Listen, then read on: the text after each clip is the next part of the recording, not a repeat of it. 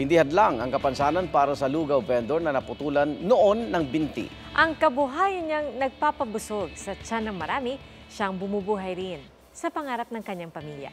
Alamin po natin ang kanyang kwentong Success!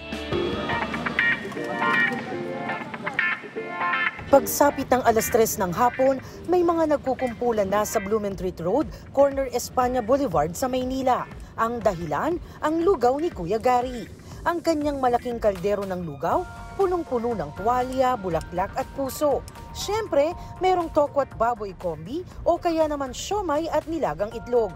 Murang-mura, pero mapapawaw ka raw sa sarap. Masarap po, masarap. Parang extraordinary lugaw. Masarap siya, tsaka mura na rin, sulit sa bulsa. Natuwa ko kasi lumakas yung lugawan ko.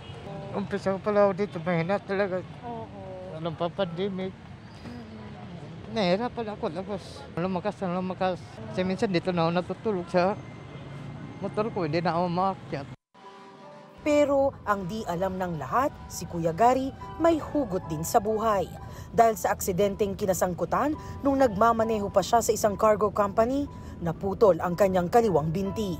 Panalangin lang po sa Panginoon niya. Siya na po balat sa akin. Diyos na po nakakalam sa akin. Ano ang bigay niya sa akin, tatanggapin ko. Pinanghinaan man daw ng loob, kumapit siya sa Diyos.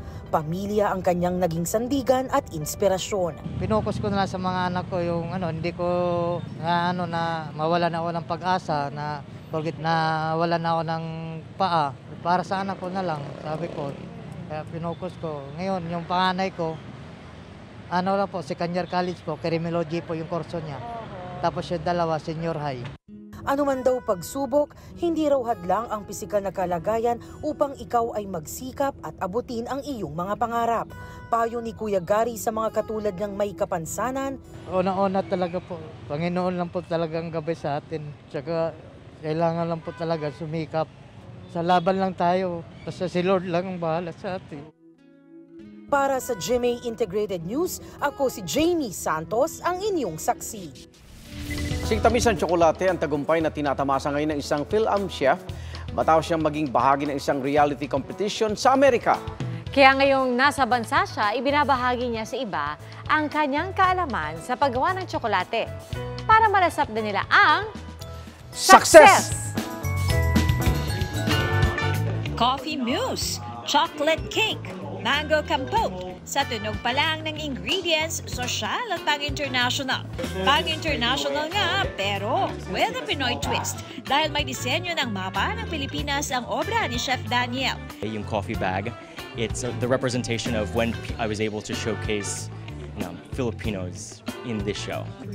Isa si Daniel sa mga nag-compete sa isang reality competition series ng isang streaming site. Malaking bagay raw para kay Daniel na makasali sa naturang show. Di rin daw niya inakala na ito ang magiging career niya, lalo pat kakasimula lang niya sa ganitong larangan nung pandemya. When COVID hit, I lost my job, like most people sa industry natin. And habang nasa bahay ako, sabi ko, ano ba yung pwede kong gawin at ano ba yung pwede kong ibenta na hindi ginagawa ng mga ibang tao. And it just so happened to be chocolate. Kaya naman ngayong nasa bansa siya, gusto raw niyang ibahagi ang kanyang kaalaman sa paggawa ng tsokolate. Mula sa chocolate tempering hanggang sa tamang temperatura na kakailanganin. At syempre, maging tamang pagkain ng tsokolate para mas malasap daw natin ang linamnam nito. You actually rub it between your fingers, put it in your palm, cover it, and then you're going to like really sniff. Break off a piece, put it in your mouth, and then you don't chew, you just let it melt. Alright? But also move it around your tongue. Binigyang diin din niya ang kahalagahan ng cacao farmers sa bansa at ang kanilang paggawa ng tsokolate. Naglaan din ng oras si Chef Daniel para magturo sa ilang estudyante. Payo niya sa mga nangangarap na maging katulad niya at marating ang pinakaasam na success. If they have a love for something or a passion for something, ipursige nila and go for it. Para sa GMA Integrated News, Katrina Son, ang inyong saksi.